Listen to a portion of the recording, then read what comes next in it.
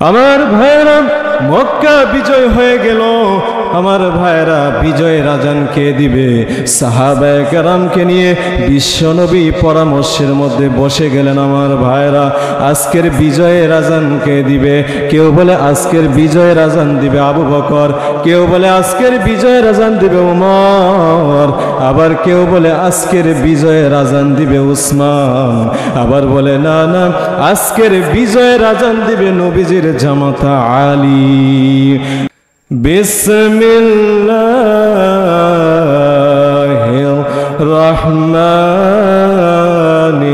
রহিম। ইন্নাল্লাহা ওয়া মালাইকাতাহু ইসাল্লুনা আলান নবী ইয়া আইয়ুহাল্লাযীনা আমানু সাল্লু আলাইহি ওয়া সাল্লিমু তাসলিমা।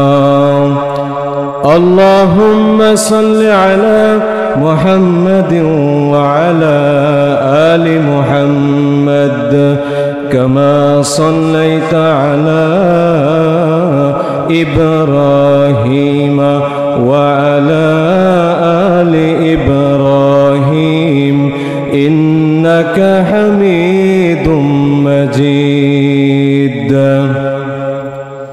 तकबीर में कलमा में नमाजों में अज़ा में, तकबीर में कलमा में नमाजों में अजा में, है नाम इलाही से मिला नाम मोहम्मद, है नाम इलाही से मिला नाम मोहम्मद।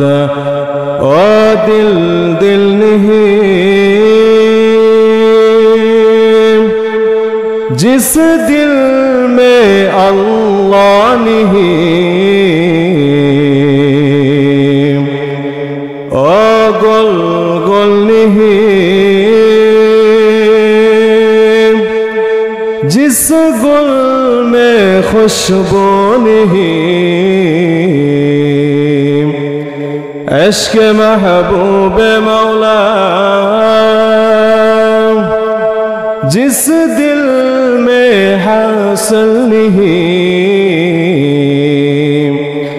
लाखों मुमिन हो मगर ईमान में कामिल नहीं, लाखों मुमिन हो मगर ईमान में कामिल नहीं। ला इलाहा इल्लल्लाह, ला इलाहा इल्लल्लाह, ला इलाहा इल्लल्लाह।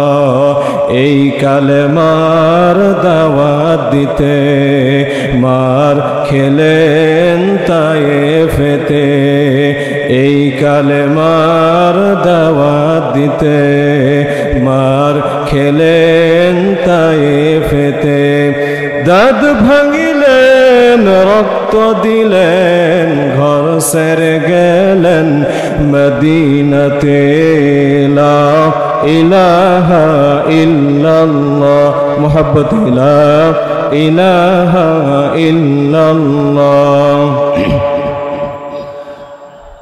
ইল্লাল্লাহ। ফেরাউন বলে রে আসিয়া ছেড়ে দাও মুসার কালেমা, আসিয়া বলে ও স্বামী জান, জীবন গেলেও যাইতে পারে তবুও সরবনা ইল্লাল্লাহ, লা ইলাহা ইল্লাল্লাহ, লা ইলাহা ইল্লাল্লাহ, লা ইলাহা ইল্লাল্লাহ মুহাম্মাদুর রাসূলুল্লাহ সাল্লাল্লাহু আলাইহি ওয়াসাল্লাম। আলহামদুলিল্লাহ, মহান আল্লাহ রাব্বুল ইজ্জত ওয়াল জালালের দরবারে কালিমাতুশ শুকুর আদায় করছি যে মহান রব্বুল আলামিন আমাদেরকে দূরবাসা দারুস সুন্নাহ ইসলামিয়া মাদ্রাসা কর্তৃক আয়োজিত মির্জাপুর টাঙ্গাইল এই মাহফিলে আসার জন্য যে মহান মনিব আল্লাহ রাব্বুল আলামিন আমাদেরকে কবুল করেছেন, সেজন্য সেই মহান মনিবের আলিশান দরবারে একবার কালিমাতুশ শুকুর আদায় করছি, বলি আলহামদুলিল্লাহ। দরুদ ও সালাম পেশ করছি আখিরি জামানার পয়গম্বর সাইয়্যিদুল মুরসালিন খাতামুন নবিয়্যিন আশরাফুল আম্বিয়া মহানবী, শেষ নবী, সৃষ্টির প্রধান আকর্ষণ সেই নবীর শানে একবার দরুদ ও সালাম পেশ করছি, আওয়াজ তুলে বলি সাল্লাল্লাহু আলাইহি ওয়াসাল্লাম। সম্মানিত হাজরিন, আজকে আমরা এমন একটা মজলিসের মধ্যে বসতে পেরেছি যেই মজলিসগুলোকে বলা হয় বেহেশতের বাগান। জুড়ে বলেন সুবহানাল্লাহ। আমার ভাইয়েরা, মুসনাদে আহমদের 12,453 নম্বর হাদিসের বর্ণনা, আল্লাহর পেয়ারা হাবিব মুহাম্মাদুর রাসূলুল্লাহ সাল্লাল্লাহু আলাইহি ওয়াসাল্লাম বলেন, যখন কোনো কওম, যখন কোনো জাতি গোষ্ঠী আল্লাহ তাআলার জিকির করার জন্যে, আল্লাহ তাআলাকে স্মরণ করার জন্যে, কোরআন এবং হাদিসের আলোচনা করার জন্য কোনো মজলিসের মধ্যে একত্রিত হয়, একমাত্র আল্লাহ রাব্বুল ইজ্জত ওয়াল জালালকে খুশি করার জন্যে, আকাশ থেকে একজন ঘোষক ঘোষণা দিতে থাকে, আল্লাহ রাব্বুল আলামিন তোমাদের তামাম জীবনের গুনাহগুলোকে মাফ করে দিয়েছেন। জোরে বলেন সুবহানাল্লাহ। মজলিস থেকে তোমরা ওঠো, কদ গফারতু লাহুম, আল্লাহ রাব্বুল আলামিন তোমাদের তামাম জীবনের গুনাহগুলোকে মাফ করে দিয়েছেন। আওয়াজ দিয়ে বলেন সুবহানাল্লাহ।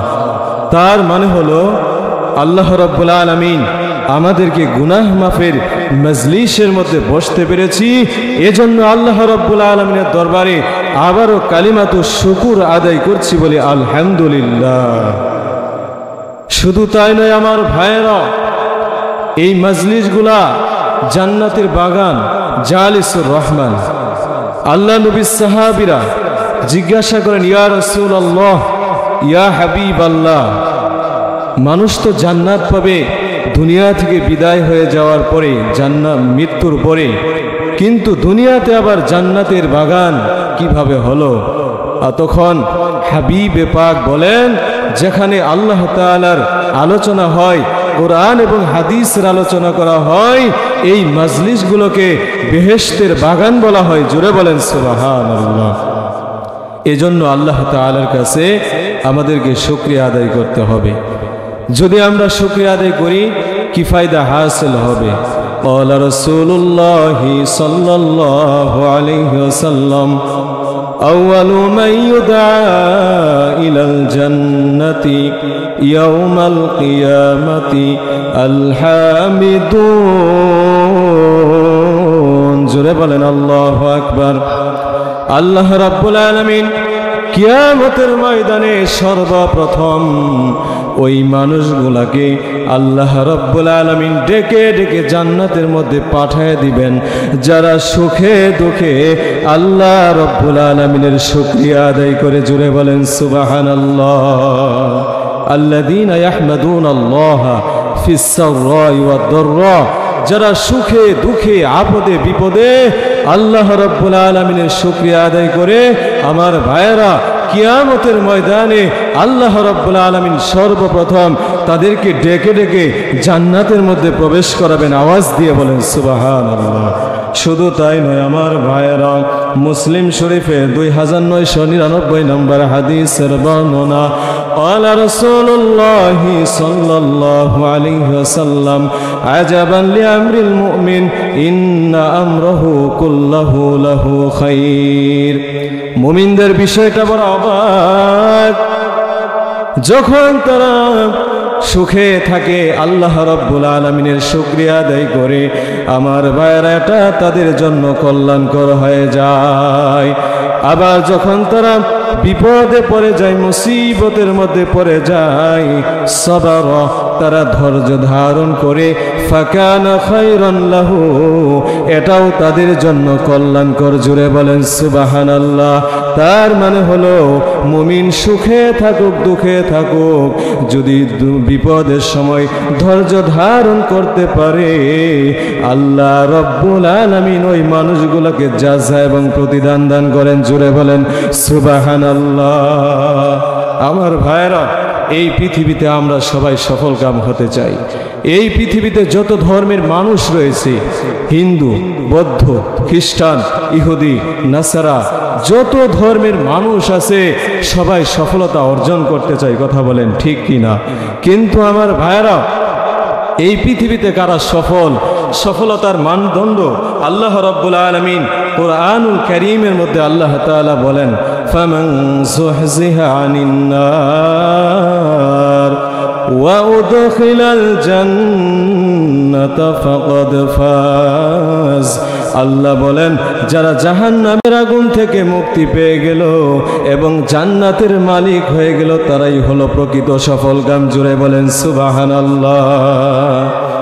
এরপরে সফলতার মানদণ্ড আল্লাহ রাব্বুল আলামিন অন্য আয়াতে কারিমার মধ্যে বলেন, ক্বাদ আফলাহা মান যাক্কাহা। যারা কলবকে, আত্মাকে পরিশুদ্ধ করতে পেরেছে, কলবকে পরিষ্কার করতে পেরেছে, আল্লাহ রাব্বুল আলামিন বলেন তারাই হলো এই পৃথিবীতে প্রকৃত সফলকাম মানুষ। জুড়ে বলেন সুবহানাল্লাহ। আমার ভাইয়েরা, আত্মার অনেক রোগ রয়েছে। মানুষের দেহের যেমন রোগ হয়, ঠিক তেমনি ভাবে মানুষের আত্মারও রোগ রয়েছে। আমার ভাইয়েরা, আত্মার রোগের একটা রোগের নাম হলো হিংসা, আরেকটা রোগের নাম হলো অহংকার, আরেকটা রোগের নাম হলো দুনিয়ার লোভ। এইভাবে আত্মার অনেকগুলা রোগ রয়েছে। আজকে আমরা আত্মার একটা রোগ হিংসা সম্পর্কে কথা বলবো। আমার ভাইয়েরা, হিংসা এমন একটি অপরাধ, আপনি সারা জীবন নামাজ পড়েছেন, রোজা রেখেছেন, হজ করেছেন, যাকাত দিয়েছেন, জিকরুল্লাহ করেছেন, কোরআনে কারীমের তিলাওয়াত করেছেন, রাতের বেলা উঠে তাহাজ্জুদের নামাজের মধ্যে দাঁড়িয়ে আল্লাহ রাব্বুল আলামিনের কুদরতি কদমের মধ্যে সিজদায় লুটিয়ে পড়েছেন। আমার ভাইরা, আপনার ভিতরে যদি হিংসা থাকে, আমার ভাইরা, আপনার তামাম জীবনের সমস্ত নেকগুলো ধ্বংস হয়ে যাবে। জুড়ে বলেন নাউজুবিল্লাহ। আমার ভাইরা, এই জন্য হিংসা থেকে আমাদেরকে বেঁচে থাকতে হবে। আমার ভাইরা, হিংসা এমন একটা অপরাধ, হিংসা মানুষের সমস্ত নেক আমলগুলোকে ধ্বংস করে দেয়। ক্বালা রাসূলুল্লাহি সাল্লাল্লাহু আলাইহি ওয়াসাল্লাম, ইয়াকুম ওয়াল হাসাদা ফাইন্নাল হাসাদা ইয়াকুলুল হাসানাত কামা তাকুলুন নারুল হাতাবা। আল্লাহর হাবিব বিশ্ব নবী মুহাম্মদুর রাসূলুল্লাহ সাল্লাল্লাহু আলাইহি ওয়াসাল্লাম বলেন, ও আমার উম্মতেরা রে, তোমরা হিংসা থেকে বেঁচে থাকো, কারণ হিংসা এমন একটা অপরাধ, হিংসা মানুষের সমস্ত নেক আমলগুলোকে ধ্বংস করে দেয়। যেমনই ভাবে আগুন যেমন লাকড়িকে জ্বালায় পুড়ায় ধ্বংস করে দেয়, কোনো মানুষের অন্তরের মধ্যে যদি হিংসা থাকে, আপনি 50 বার হজ করেছেন, সারা জীবন তাহাজ্জুদের নামাজ পড়েছেন, 5 ওয়াক্ত নামাজ পড়েছেন, আপনার সারা জীবনের সমস্ত আমলগুলো বরবাদ হয়ে যাবে। কথা বলেন ঠিক কিনা? কথা বুঝে থাকলে বলেন তো, হিংসা থেকে বেঁচে থাকার দরকার আছে না নাই? আমার ভাইরা, রমাদানুল মুবারকে আপনি রোজা রেখেছেন। আমার ভাইরা, এই রোজার সওয়াবের ব্যাপারে আল্লাহ রাব্বুল আলামিন বলেন, আস-সাওমু লি ওয়া আনা আজজি বিহি। রোজা আমার জন্য, আর রোজার পুরস্কার আমি আল্লাহ রাব্বুল আলামিন বান্দাকে নিজ হাতে দিব। জুড়ে বলেন সুবহানাল্লাহ। আমার ভাইরা, আপনার অন্তরের ভিতরে হিংসা রয়েছে, এই হিংসা থাকার কারণে আপনার রোজার সওয়াবগুলো নষ্ট হয়ে যাবে। শুধু তাই নয় আমার ভাইরা, আপনি কোরআনে কারীমের তিলাওয়াত করেছেন, যদি একটা হরফ পড়েন, আল্লাহর নবীর হাদিস সাক্ষী দেয় আপনার আমলনামার মধ্যে 10টা সওয়াব লেখা হবে। কেউ বলল আলিফ লাম মিম, 3টি হরফ রয়েছে, 3টি হরফ পড়ার কারণে বান্দার আমলনামার মধ্যে 30টি সওয়াব লিখে দেওয়া হয়। এইভাবে আপনি হাজার হাজার লক্ষ লক্ষ সওয়াব অর্জন করলেন কোরআন পড়ে। আমার ভাইরা, হিংসা নামক অপরাধ যদি আপনার ভিতরে থাকে, আপনার ইবাদতগুলো নষ্ট হয়ে যাবে। কথা বুঝে থাকলে বলেন তো, হিংসা থেকে বেঁচে থাকার দরকার আছে না নাই? আমার ভাইরা, এরপরে আসেন, হিংসা এবং ঈমান কোনো মানুষের অন্তরে একত্রিত হতে পারে না। তার মানে হলো, যার অন্তরের মধ্যে ঈমান আছে তার অন্তরের মধ্যে কখনো হিংসা থাকতে পারে না। আর যে মানুষটার ভিতরে হিংসা থাকবে, ওই মানুষটার অন্তরে কখনো ঈমান থাকতে পারে না। তার মানে হলো, মুমিনের শান কখনো হিংসা হতে পারে না। কথা বলেন ঠিক কি না?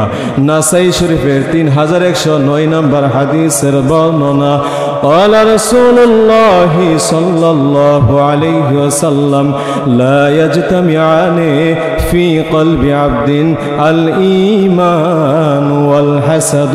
কোন মুমিনের অন্তরের মধ্যে ঈমান এবং হিংসা কখনো একত্রিত হতে পারে না। তার মানে হলো, আপনি নিজেকে ঈমানদার দাবি করবেন আর মনের মধ্যে হিংসা থাকবে। আল্লাহ নবীর হাদিসের পরিষ্কার বক্তব্য হচ্ছে, মুমিন কখনো হিংসুক হতে পারে না। আপনার কলবের মধ্যে ঈমান থাকবে, হিংসা থাকবে, এটা কখনো সম্ভব হতে পারে না। কথা বুঝে থাকলে বলেন তো, হিংসা থেকে বেঁচে থাকার দরকার আছে না নাই? এখন আসেন, হিংসা কাকে বলা হয়? হিংসা হচ্ছে অন্যের ভালো দেখলে নিজের ভিতরে জ্বালাপোড়া তৈরি হয়ে যায়। অন্যের ভালো সহ্য করতে পারি না, বুঝতে হবে আপনার অন্তরের ভেতরে হিংসা রয়েছে। আমার ভাইয়েরা, আর এই হিংসাটা কুফুরির দানা থেকে মানুষের অন্তরের মধ্যে তৈরি হয়। আল্লাহ রাব্বুল আলামিন একজন মানুষকে অঢেল সম্পদের মালিক বানিয়ে দিয়েছেন, কিন্তু আপনার ভালো লাগে না। আমার ভাইয়েরা, বুঝতে হবে, তার মানে হলো আপনি আল্লাহ রাব্বুল আলামিনের সিদ্ধান্ত মেনে নিতে পারতেছেন না। আল্লাহর সিদ্ধান্ত হলো ওই মানুষটা টাকাওয়ালা হবে, সম্পদশালী হবে, এটা আল্লাহর পক্ষ থেকে ফাইসালা। কিন্তু উমুকে বড় ভালো হয়ে যাচ্ছে, উমুকের মেয়ে ভালো ঘরে বিবাহ দিচ্ছে, আপনি এটা সহ্য করতে পারেন না। তার মানে হলো আল্লাহর সিদ্ধান্ত আপনি মেনে নিতে পারেন না। আমার ভাইরা, আর যারা আল্লাহর সিদ্ধান্ত মেনে নিতে পারে না, তারা কখনো ঈমানদার হতে পারে না। কথা বলেন ঠিক কিনা? এজন্য আমার ভাইরা, এই হিংসা কখনো মানুষকে কাফের বানায় দেয়। আমার ভাইরা, আসমানের প্রথম অপরাধ হিংসা। পয়গম্বর আদমকে আল্লাহ রাব্বুল আলামিন সৃষ্টি করে যখন ফেরেশতাদের সামনে হাজির করা হলো, বলা হলো উসজুদু লি আদম। যখন আদমকে সিজদা করতে বলা হলো, সমস্ত ফেরেশতারা আদমের পায়ে সিজদায় লুটিয়ে পড়লো। ফাসাজাদাল মালাইকাতু কুল্লুহুম আজমাউন। কিন্তু ইবলিস সিজদা করলো না। ইবলিস বলে, আনা খায়রুম মিনহু খালাকতানি মিন নার ওয়া খালাকতাহু মিন তিন। ইবলিস বলে, আল্লাহ, আপনি আমাকে আগুন দিয়ে বানাইছেন আর আদমকে বানাইছেন মাটি দিয়ে। আল্লাহ, আমি আগুনের তৈরি হয়ে মাটির তৈরি আদমকে সিজদা করতে পারবো না। আমার ভাইরা, এই যে আদমের সাথে হিংসা করলো, আমার ভাইরা, আল্লাহ রাব্বুল আলামিন ইবলিসের গলার মধ্যে লানতের তখ্ত উঠাইয়া দিলেন। কথা বলেন ঠিক কিনা? তার মানে ইবলিস লক্ষ লক্ষ বছর ইবাদত করেছে, কিন্তু হিংসা নামক অপরাধ তার দিলের ভিতরে থাকার কারণে সে কাফের হয়ে গেল। লক্ষ লক্ষ বছরের ইবাদত নষ্ট হয়ে গেল। কথা বলেন ঠিক কিনা?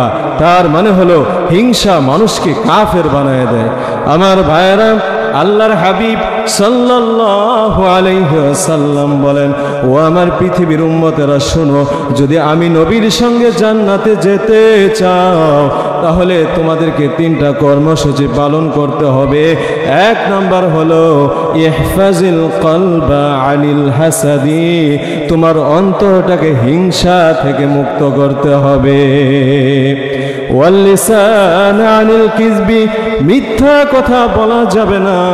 আমার ভাইরা, যারা মিথ্যা কথা বলে, আল্লাহর নবী বলেছেন হাত্তা ইয়াকতুবা ইনদাল্লাহি কাযযাবান, বান্দা যখন অনবরত মিথ্যা কথা বলে, বান্দার নামটা আল্লাহ দরবারে কাযযাবদের কাতারে লেখা হয়। কথা বলেন ঠিক কিনা আমার ভাইরা? আর বান্দা যখন অনবরত সত্য কথা বলে, হাত্তা ইয়াকতুবা ইনদাল্লাহি সিদ্দিকান, বান্দার নামটা ওই যে আবু বকর রাদিয়াল্লাহু তাআলা আনহুর নামের শুরুতে যে সিদ্দিক আছে, বান্দা যখন অনবরত সত্য কথা বলে, হাবিবে পাক বলেন বান্দার নামটা সিদ্দিকদের কাতারে লেখা হয়। জোরে বলেন সুবহানাল্লাহ। এজন্য আমার ভাইরা, আল্লাহর নবীর সঙ্গে যদি জান্নাতে যেতে চাও, তাহলে মিথ্যা পরিহার করতে হবে। এরপরে আল্লাহর নবী বলেন ওয়াল আইনা আনিল খিয়ানা, নজরটাকে হেফাজত করতে হবে। আমার ভাইরা বলে নজর হেফাজত করলে কি হবে? আল্লাহ রব্বুল আলামিন ওই মানুষটাকে হালাওয়াতুল ঈমানের দৌলত দান করবেন। জোরে বলেন সুবহানাল্লাহ। ওই মানুষটা ইবাদত করবে, নামাজে যখন দাঁড়িয়ে যাবে তখন তার ইবাদত ভালো লাগবে, সিজদায় যখন লুটিয়ে পড়বে আল্লাহ তাআলাকে পরিপূর্ণভাবে সিজদা দিবে, তার অন্তরের মধ্যে প্রশান্তি আসবে। জোরে বলেন সুবহানাল্লাহ। এজন্য নজরকে হেফাজত করতে হবে আমার ভাইরা। তার মানে হলো এই হাদিস থেকে আমরা বুঝতে পারলাম, যারা আমার ভাইরা হিংসা থেকে কলবকে সাফ করবে, আল্লাহ তাআলা তাদেরকে নবীর সঙ্গে জান্নাতি বানিয়ে দিবেন। জোরে বলেন সুবহানাল্লাহ। এজন্য আমার ভাইরা, আল্লাহর হাবিব সাল্লাল্লাহু আলাইহি ওয়াসাল্লাম একদিন সাহাবায়ে কেরামকে বলেন, ও আমার সাহাবীরা শোনো, এখন মসজিদে নববীর মধ্যে সর্বপ্রথম যেই লোকটা প্রবেশ করবে, আল্লাহ রাব্বুল আলামিন তাকে জান্নাত দিয়ে দিবেন। জোরে বলেন সুবহানাল্লাহ। নবীর একজন সাহাবী যা ওই মসজিদের মধ্যে প্রবেশ করলেন, এইভাবে নবীজি 3 দিন বললেন, 3 দিনে একই সাহাবী ওই মসজিদের মধ্যে প্রবেশ করলেন। আমার ভাইরা, সাহাবায়ে কেরামের মধ্যে কৌতূহল হয়ে গেল, সে তো আমাদের মতো একজন নবীজির সাহাবী, কি এমন আমল করে নবীজি তাকে জান্নাতি ঘোষণা দিলেন? জোরে বলেন সুবহানাল্লাহ। আমার ভাইরা, কয়েকজন সাহাবী, আমার ভাইরা কয়েকজন সাহাবী কি করলেন?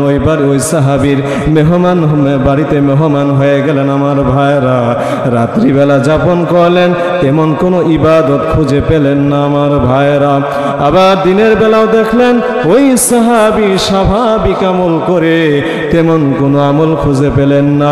অবশেষে সাহাবায়ে কেরাম ডাক দিয়ে বলে, ও ভাই, তুমি কি এমন আমল করো নবী তোমাকে জান্নাতের ঘোষণা দিয়ে দিল? ওই সাহাবী ডাক দিয়ে বলে, ও আমার সাহাবীরা শোনো, আমি তো তেমন কোনো স্পেশাল আমল করি না। আমি যখন ঘুমাতে যাই তখন সবাইকে মাফ করে দিয়ে ঘুমাতে যাই। জোরে বলেন সুবহানাল্লাহ। আমি যখন ঘুমাতে যাই কারো প্রতি আমার কোনো কষ্ট থাকে না, কারো প্রতি আমার কোনো রাগ থাকে না। আমি আমার কলবটাকে পরিষ্কার করে ঘুমাতে যাই। জোরে বলেন সুবহানাল্লাহ। এই জন্য এই যে কলবকে পরিষ্কার করে সে ঘুমাতে গেল, কারো প্রতি কোনো কষ্ট নাই, হাবিবে পাক এজন্য তাকে জান্নাতি ঘোষণা দিলেন। জোরে বলেন সুবহানাল্লাহ। এজন্যই তো আল্লাহর হাবিব বলেন, ইন্নাল্লাহা লা ইয়ানজুরু ইলা সুওয়ারিকুম ওয়ালাকিন ইয়ানজুরু ইলা কুলুবিকুম ওয়া আমালিকুম। আল্লাহ রাব্বুল আলামিন তোমাদের চেহারা দেখবেন না, কে কালো কে সাদা, আমার আল্লাহ রাব্বুল আলামিন এগুলা দেখেন না। আমার আল্লাহ বান্দার অন্তর দেখেন এবং বান্দার আমল দেখেন। যার হৃদয়টা পরিষ্কার হয়ে যায়, আল্লাহ রাব্বুল আলামিন ওই আফ্রিকার জঙ্গলের বেলাল, মানুষটা বড় কালো ছিল, কিন্তু বেলাল রাদিয়াল্লাহু তাআলা আনহুকে আমার আল্লাহ এমনভাবে কবুল করলেন, নবীজি যখন মেরাজের রাত্রে জান্নাতের মধ্যে বেলাল রাদিয়াল্লাহু আনহুর জুতার আওয়াজ শুনতে পেলেন। জোরে বলেন সুবহানাল্লাহ। আমার ভাইরা, মক্কা বিজয় হয়ে গেল, আমার ভাইরা বিজয়ের আজান কে দিবে? সাহাবায়ে কেরামকে নিয়ে বিশ্বনবী পরামর্শের মধ্যে বসে গেলেন। আমার ভাইরা আজকের বিজয়ের আজান কে দিবে? কেউ বলে আজকের বিজয়ের আজান দিবে আবু বকর, কেউ বলে আজকের বিজয়ের আজান দিবে ওমর, আবার কেউ বলে আজকের বিজয়ের আজান দিবে উসমান, আবার বলে না না আজকের বিজয়ের আজান দিবে নবীজির জামাতা আলী। আমার ভাইয়েরা বিশ্বনবী রাহমাতুল্লিল আলামিন রব্বুল আলামিনের ফয়সালার জন্য অপেক্ষা করতে লাগলেন। আমার ভাইয়েরা জিবরিল হাজির হয়ে গেল। ইয়া রাসূলুল্লাহ, ইয়া হাবিবাল্লাহ, আজকের বিজয়ের আজান আবু বকরের কণ্ঠে হবে না, আজকে বিজয়ের আজান উমরের কণ্ঠে হবে না, আজকে বিজয়ের আজান উসমানের কণ্ঠে হবে না, আজকে বিজয়ের আজান আলীর কণ্ঠেও হবে না, আজকের বিজয়ের আজান দিবে ওই আফ্রিকার জঙ্গলের কালো বেলাল। জুড়ে বলেন সুবহানাল্লাহ। বেলাল রাদিয়াল্লাহু আনহু দেখতে বড় কোনো সুন্দর মানুষ ছিলেন না, কিন্তু বেলাল রাদিয়াল্লাহু আনহুর দিলটা ছিল সাফ। এই বেলাল রাদিয়াল্লাহু আনহু ইসলাম ধর্ম গ্রহণ করার কারণে ওই মরুভূমির মধ্যে বেলাল রাদিয়াল্লাহু আনহুকে উত্তপ্ত মরুভূমির মধ্যে পাথর চাপা দেওয়া হয়েছে। কথা বলেন ঠিক কিনা? এজন্য আল্লাহ রাব্বুল আলামিন বান্দার কলব দেখেন, যার হৃদয়টা স্বচ্ছ আমার ভাইয়েরা তাদেরকে আল্লাহ রাব্বুল আলামিন ভালোবাসেন। আল্লাহ রাব্বুল আলামিন বলেন ইয়াউমা লা ইয়ানফাউ মালু ওয়ালা বানুন ইল্লা মান আতাল্লাহা বিকলবিন সালিম। জোরে বলেন আল্লাহু আকবার। যারা একটা হৃষ্টপুষ্ট সুস্থ আত্মা নিয়ে রবের দরবারে হাজির হয়ে যাবে কিয়ামতের ময়দানে, বান্দার জন্য এটাই কাজে আসবে। জোরে বলেন সুবহানাল্লাহ। এজন্য আমার ভাইয়েরা অন্তরটাকে সাফ করতে হবে। আমার ভাইয়েরা বিশ্বনবী রাহমাতুল্লিল আলামিন দুনিয়া থেকে বিদায় হয়ে চলে গেলেন। হযরতে বেলাল রাদিয়াল্লাহু তাআলা আনহু আর আযান দেয় না। সাহাবায়ে কেরাম এসে ডাক দিয়ে বলে আযদিন ইয়া বেলাল, ও বেলাল আযান দেন। বেলাল রাদিয়াল্লাহু তাআলা আনহু আযান দেন না। সিদ্দিক আকবর আবু বকর রাদিয়াল্লাহু তাআলা আনহুর দরবারে এসে বলে ইয়া খলিফাত রাসূলিল্লাহ, আপনি আমাকে একটু অনুমতি দেন, আমি দিমাশকে যাব, জিহাদ করব, প্রান্তকর লড়াই করব, আল্লাহর রাহে আমার জীবনটা দিয়ে দিব। আবু বকর রাদিয়াল্লাহু আনহু ডাক দিয়ে বলে হে বেলাল, আপনি যদি দিমাশকে যান জিহাদ করেন কে আজান দিবে? আমার নবী দুনিয়ায় নাই, কার জন্য আমি আজান দিব? আমার পিছনে আমার সামনে কে ইমামতি করবে? বেলাল রাদিয়াল্লাহু আনহুকে আবু বকর রাদিয়াল্লাহু আনহু ডাক দিয়ে বলেন ও বেলাল, যাও যাও জিহাদের ময়দানে যাও। হযরতে বেলাল রাদিয়াল্লাহু তাআলা আনহু জিহাদের ময়দানে চলে গেলেন, প্রান্তকর লড়াই করলেন, কিন্তু শহীদ হতে পারলেন না। 6 মাস হয়ে গেল। অন্য বর্ণনার ভিতরে এসেছে 2 বছর হয়ে গেল। আমার ভাইয়েরা আল্লাহর প্যারা হাবিব মুহাম্মদুর রাসূলুল্লাহ সাল্লাল্লাহু আলাইহি ওয়াসাল্লাম স্বপ্নে হাজির হয়ে গেলেন। আল্লাহর নবী বলেন মা হাযিহিল জাফওয়া ইয়া বেলাল, ও বেলাল এটা কেমন বিরহ, এটা কেমন বেদনা, 6 মাস হয়ে গেল, তোমার কি মদিনায় যেতে মন চাই না? বেলাল রাদিয়াল্লাহু আনহু ঘুম থেকে জাগ্রত হয়ে মদিনায় চলে আসলেন। সাহাবীরা ডাক দিয়ে বলেন আযদিন ইয়া বেলাল, ও বেলাল আযান দেন। বেলাল রাদিয়াল্লাহু আনহু কার কথাই কান দেয় না।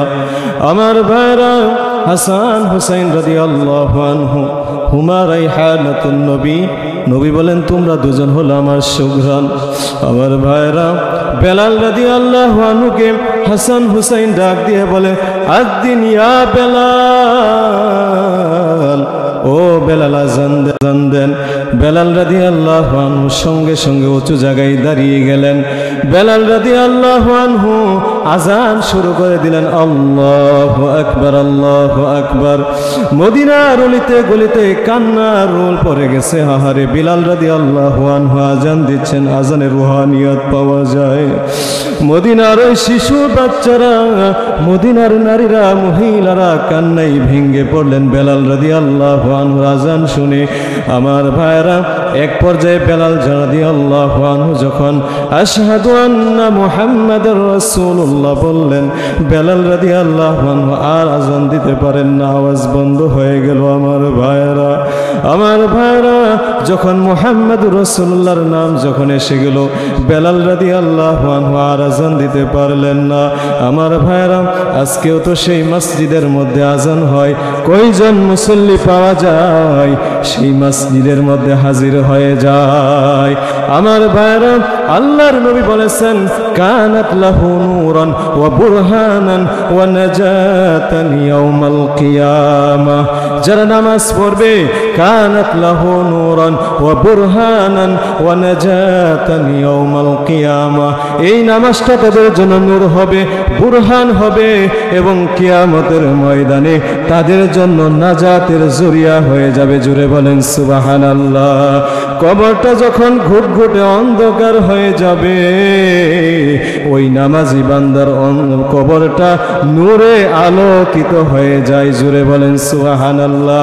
ওয়া মান লাম ইউহাফিজ আলাইহা লাম তাকুন লাহু নূরান ওয়ালা বুরহানান ওয়ালা নাজাতান ইয়াউমাল কিয়ামাহ ওয়া হুশিরা মা কারুনা ওয়া ফিরআউনা ওয়া হামানা ওয়া উবাই ইবনে খালফ। যারা নামাজ পড়বে না, এই নামাজ তাদের জন্য নূর হবে না, বুরহান হবে না, নাজাতের জরিয়াও হবে না। তারা কারুন, ফেরাউন, হামানের সঙ্গে তাদের হাসর হয়ে যাবে। জুড়ে বলেন নাউজুবিল্লাহ। কথা বুঝে থাকলে বলেন তো, নামাজ পড়ার দরকার আছে না নাই? আমার ভাইরা, বলতেছিলাম, যাদের হৃদয়টা স্বচ্ছ, হৃদয়টা পরিষ্কার, আল্লাহ বলেন, কদ আফলাহা মান তাযাক্কা কদ আফলাহা মান যাক্কাহা, তারাই হলো সফলকাম মুমিন। জোরে বলেন সুবহানাল্লাহ।